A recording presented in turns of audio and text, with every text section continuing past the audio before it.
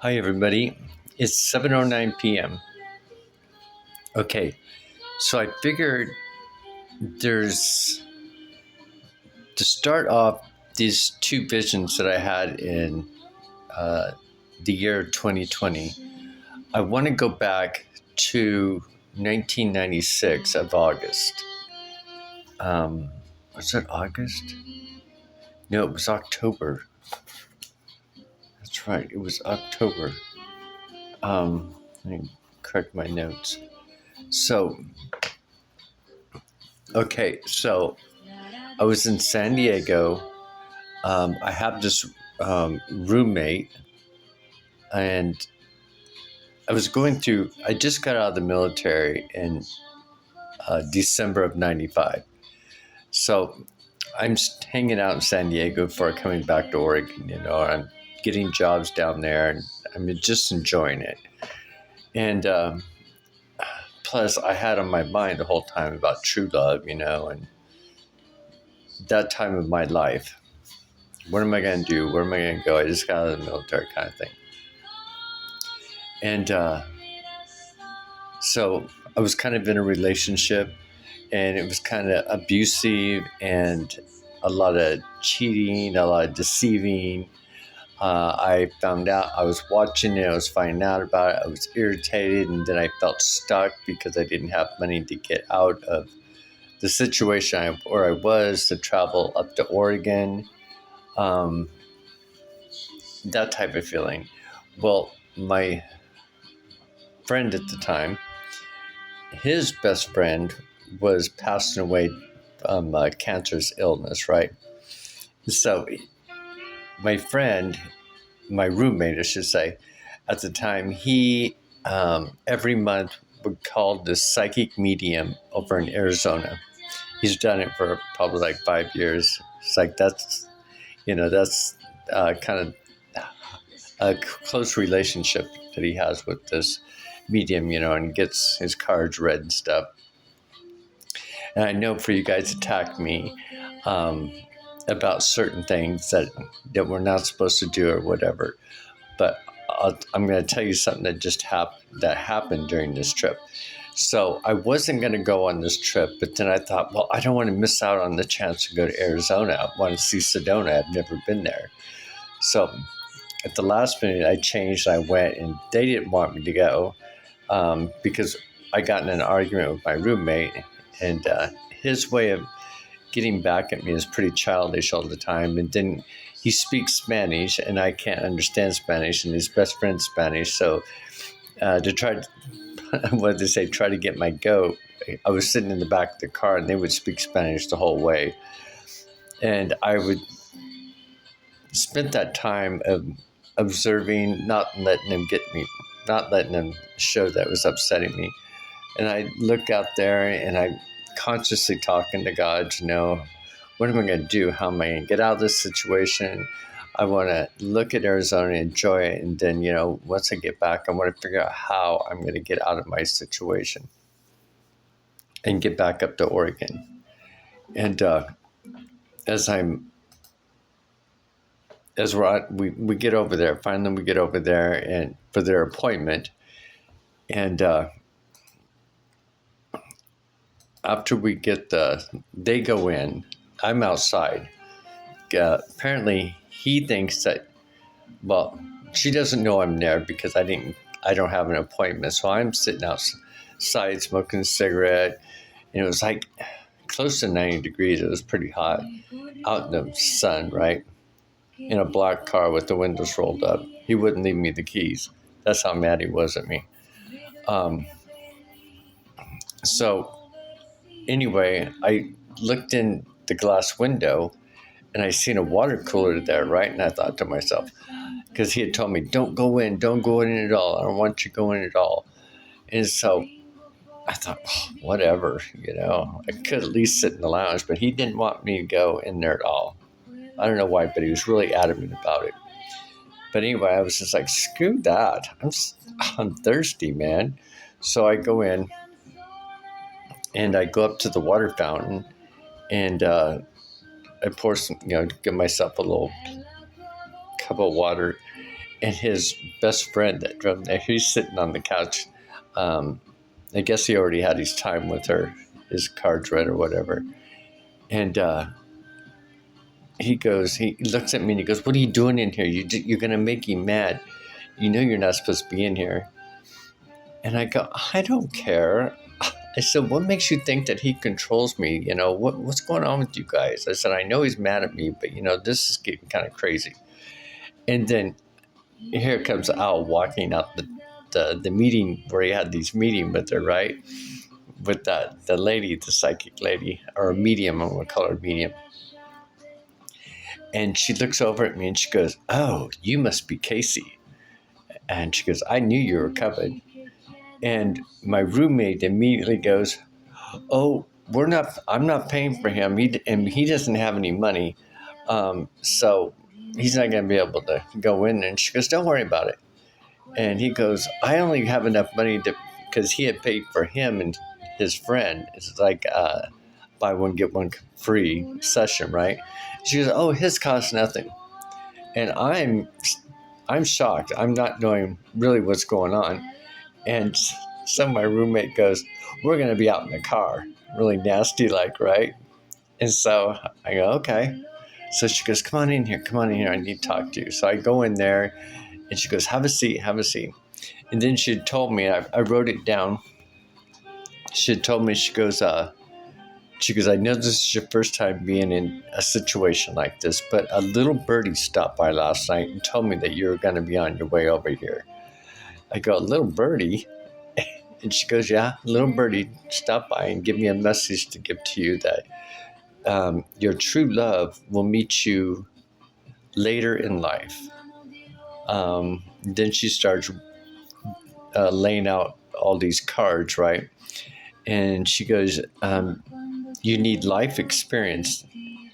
And I go, "Okay, well, who's my true love?" And she goes, "Well," I go, "Can you give me hints?" She goes, "Well, the first letter of his name starts with the G, and he's in charge of the largest army on Earth." And so I just got out of the military, the Navy, right? So I go, "Army? Does this mean I need to move to an army base?" And she goes, "No, you just need to live your life. You need life experience. And he will come find you. He'll know exactly where you're at, and he will come for you at the time that he needs to come for you." And I go, "Well, what time is that? How many years is that? Or is that going to be in months or years?" And she goes, "I don't know." She goes, "All I know is to give you the message that you need life experience. You need to research yourself. You need to look in. You need to." And then she kept repeating, "Life experience." I go, "I don't even understand what life experience means." She goes, "You will understand what life experience means." She goes, "Once you start processing this, and you will know who I'm talking about." And then she goes, "Whatever you do, though, when you leave this office, the guy that drove me there," and she goes, the one that has meetings with her every month, right? She goes, "Now he's going to pressure you and want to know why I called you in here. He's going to pound you, but don't let him know anything. Don't give him a hint of anything." She goes, "I know it's going to drive him crazy, but he is not to know anything." And I was like, "Oh my goodness, how am I going to do that? He's going to pressure me. He's going to be even mean to me." And she goes, "Well, I don't know how you're going to do it." She goes, "But don't worry. Don't worry. You're not alone." And I'm like, "Okay." So again, I'm just starting to get into my spirituality when I got, try to understand and process things. And so when I left there, and then it was January of 1997, because of just more abuse and treatment. And then he was so mad because on the way home, I wouldn't tell him what she told me. He ignored me, even held my money from me. It was just so bizarre. And I felt uncomfortable being around him and his friend. It was so weird from going over there, noticing the change and how much he did not want me to go and how he was fighting for me not to go was running through my mind, how he was treating me. And then we would go hiking before we'd come back home to San Diego, and he would purposely try to get me lost up in the thing, but I would always stay closer down to the car. I was just like, no. There's something bizarre going on right now. So come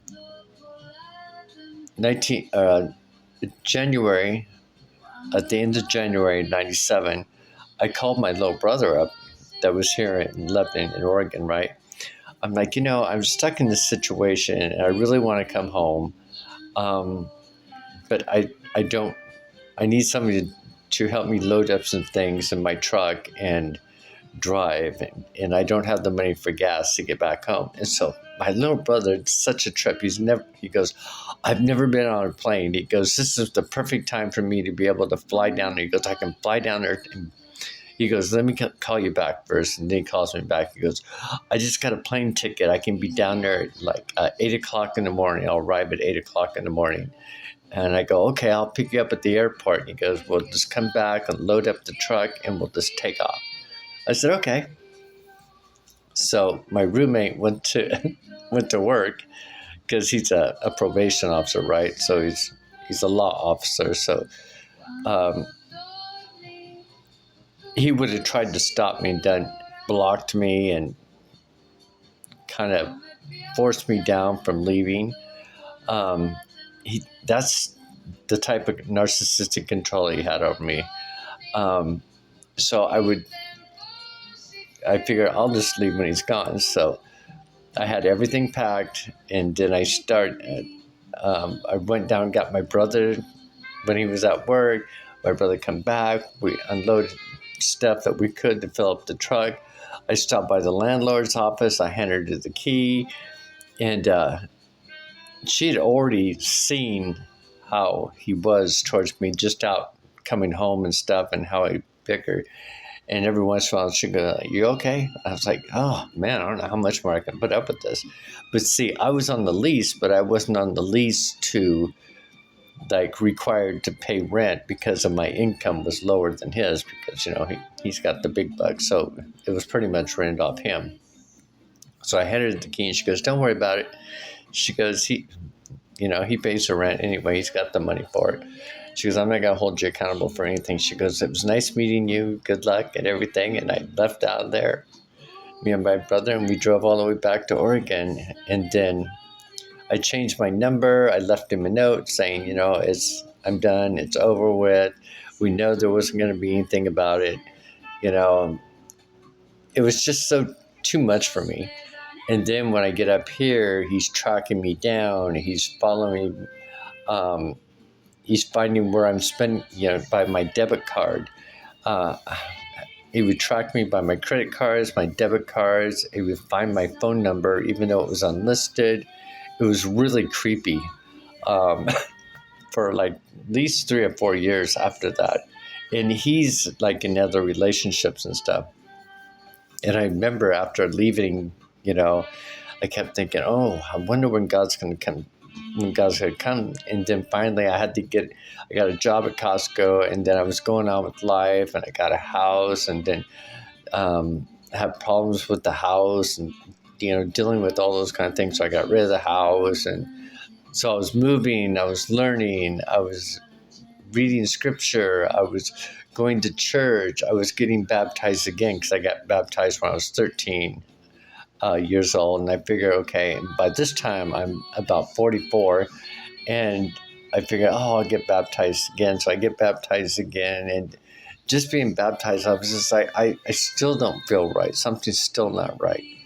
And then I was getting upset by going to the churches because people all around are mocking other people. They're being two-faced. They're begging for money, so they'll bring in a speaker and they'll send around the money thing.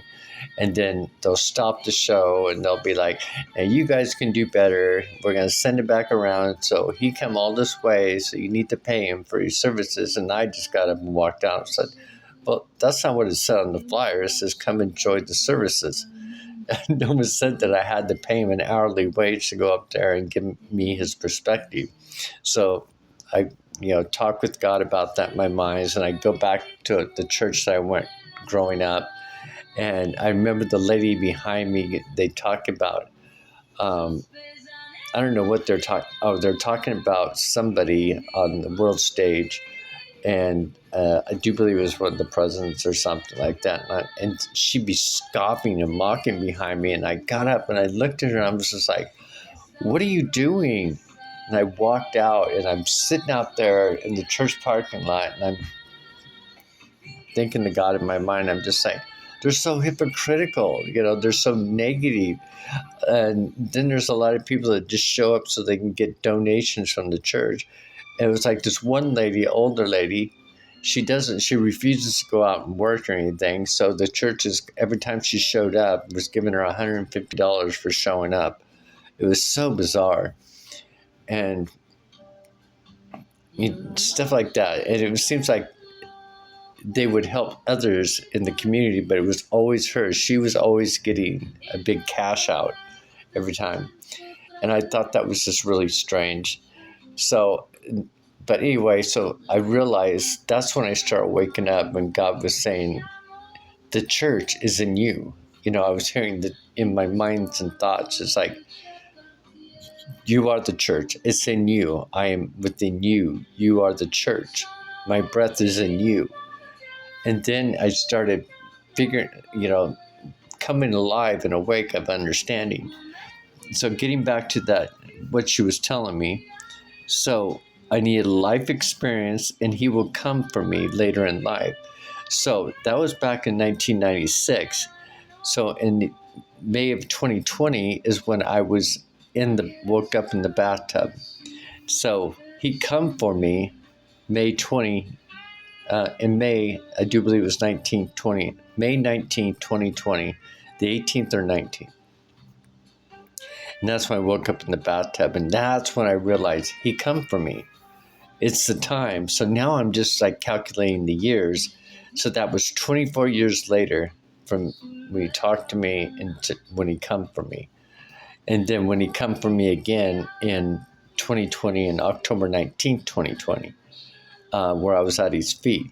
So I'm at 17 minutes. Let me speed this up. So in May, I wake up, I'm in a vision, and I wake up and I'm in this blue, like marbled room. Everything in the bathtub was like a blue marble.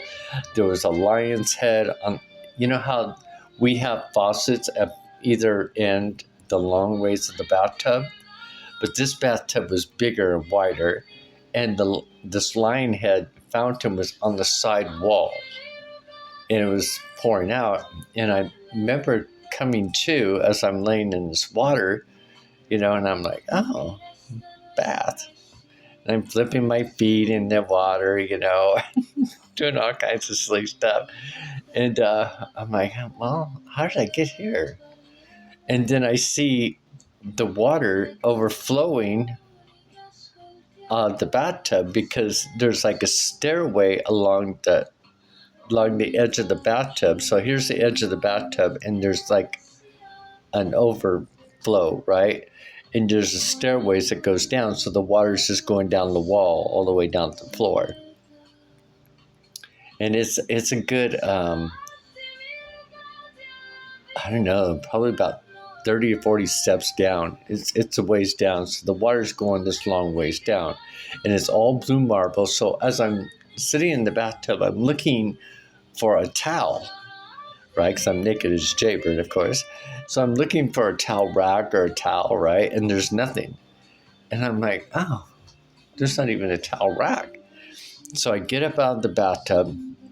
Oh, I remember trying to shut off the fountain, and there's no shut off or on or off valves. It's just this lion's head, and out of its mouth is just water flowing out of it into the bathtub.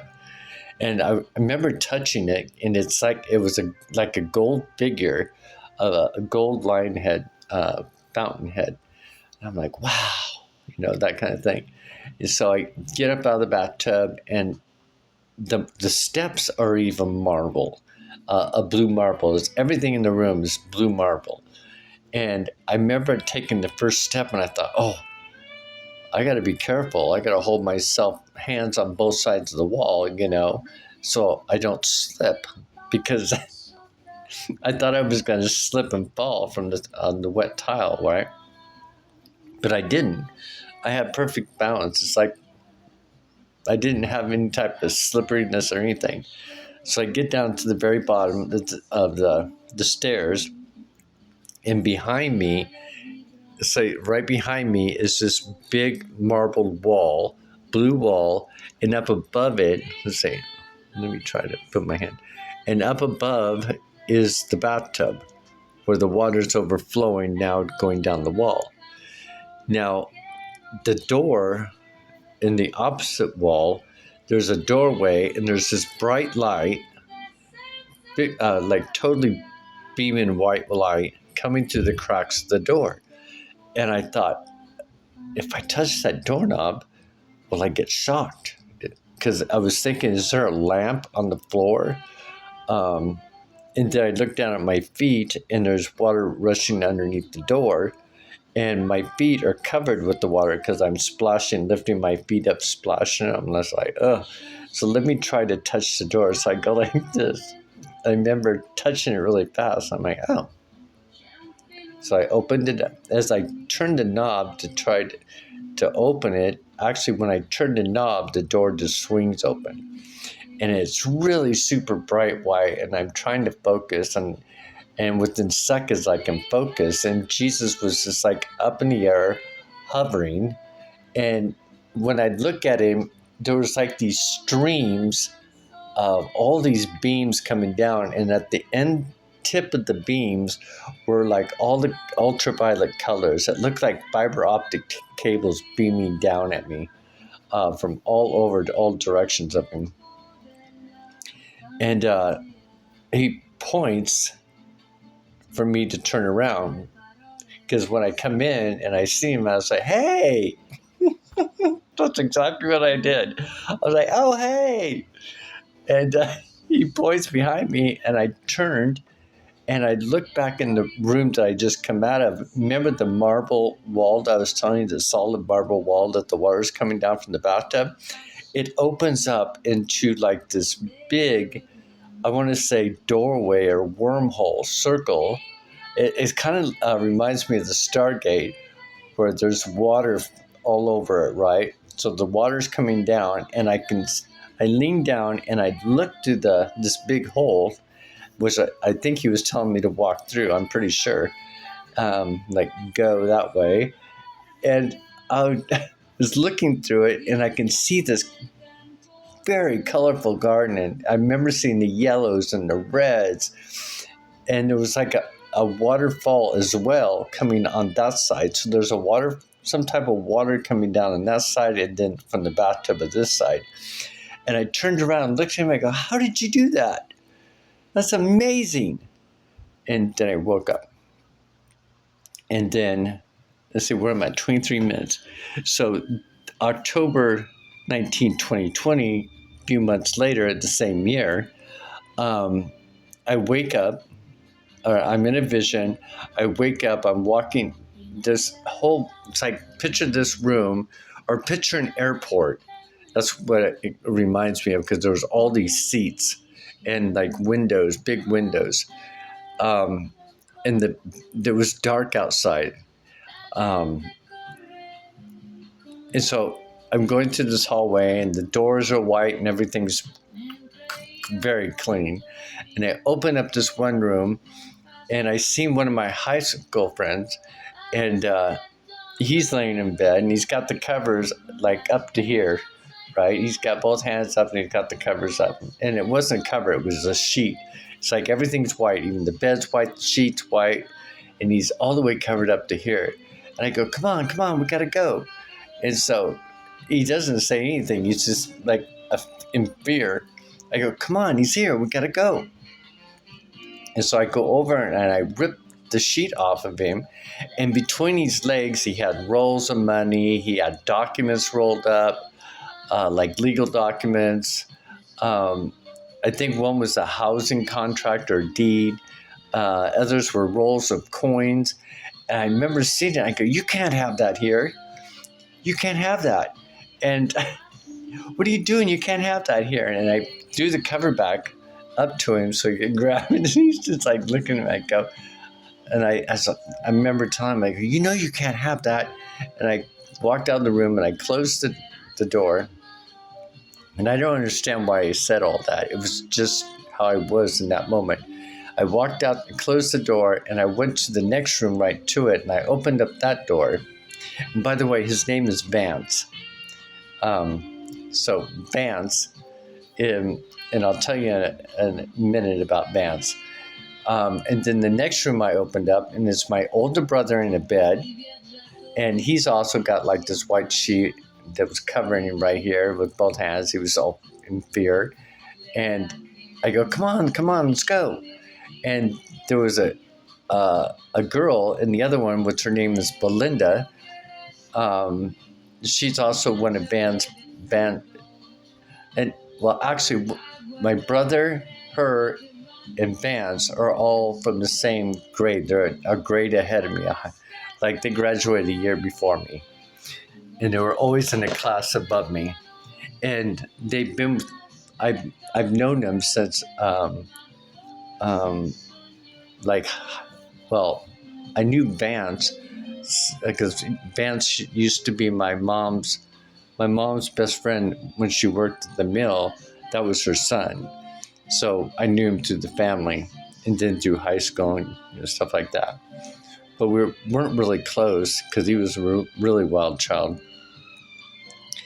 And then I tell my brother and her, I was like, come on, we got to go. And they just refused to go. And so I closed the door to that room, and I'm walking around the corner down this hallway, this, white, narrow hallway. And I come out to this opening, and there's all these white seats everywhere. It's this big and had these big windows, and it looked dark outside. And I thought, oh my, I must be in space. And off to this corner of my left vision, here comes Archangel Michael, like hovering over, and then Gabriel is right behind him. And I looked at Michael because he had white linen. He had this gold around here. He had gold around both of his arms, like attached to the shirt, and down by his legs as well. And he was, when he came over to me, he had his hands like this, but he had a open book, a black open book in his hands. So he was coming over to me like, let me see if I can do my hands. So both of my hands together, right? And that's how he was coming over to me. And he had a black book, right? And I remember when I seen him, I go, does God want to talk to me? And he goes, yes. I go, what about? And Gabriel goes, oh, I'll show him. And that's when Gabriel went off into another room, which I could see him. He was so excited. And there was like this whole row of computer screens. They looked like television screens all along the row. And I see him off in the corner lighting up all these screens or turning them on. And then I kind of blacked out. Everything went dark. And then it wasn't very long. Next thing you know, we were in front of those screens, but I was sitting between God's legs. There's like his chair is right behind me, and I'm sitting between his legs. I've got on this white gown, and I remember I have my left foot, and both of them, my feet going straight because I'm sitting between him, so it's like right there. And before I consciously realize he's right there, right? These thoughts are going through my head, and I'm taking my left foot and I'm putting it up against his, because he's got really amazing looking feet, and they're like this bronze colored flesh skin, right? I mean, his skin is soft and everything. And I'm putting my foot up next to his, I'm looking at my toes and his toes, and he's got these sandals on that look like those. Remember those laced up sandals back in the Roman days? And I was noticing that too. And then I was noticing how big he was. And I was like, oh, he's big. And as soon as I said that, I was like, oh, God's right behind me. He can read my thoughts. I know he can read my thoughts. And then that's when he had picked me up. And when he picked me up to put me on my feet, it's like this, we were on this big, huge circle hoverboard that we were floating on. And that's why I was looking at this this big platform that we were on. That's why I was noticing we were floating on it. And Gabriel was kind of like in the air floating over by the last screen. Michael was, with the book open, standing next to God's chair. And we go to the first screen, and it's very colorful. And it was the periodic